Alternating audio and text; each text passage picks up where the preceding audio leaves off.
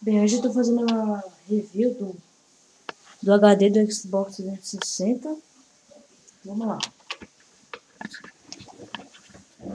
Esse aqui é o HD dele.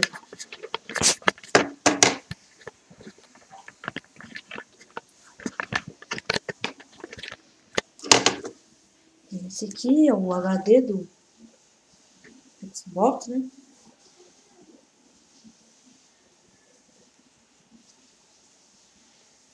GB, né? Pode ver aí, ó.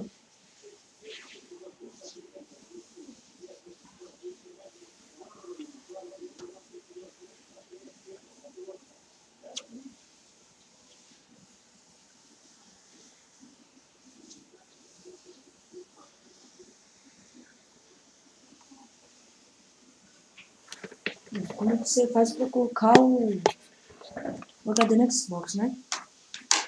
Bem, do lado do Xbox aqui tem a parte da frente dele, né? Tem uma parte do lado aqui, ó. Do lado aqui você pode ver esse negocinho aqui, ó. É só você puxa aqui e faz assim. Faz assim com o dedo, tá?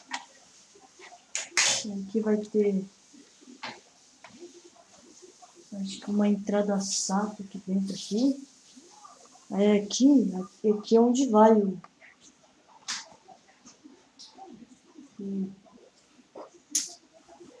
HD, né?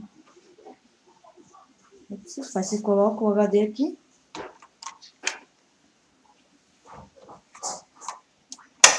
E pronto, já tá colocado. É pra você tirar ele, esse pitinho que você puxa aqui. Né?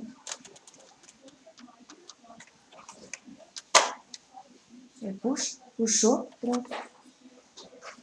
Vou ter que colocar de novo aqui.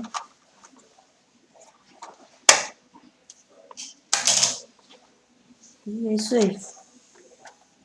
Isso aí foi de como colocar um HD no Xbox, né?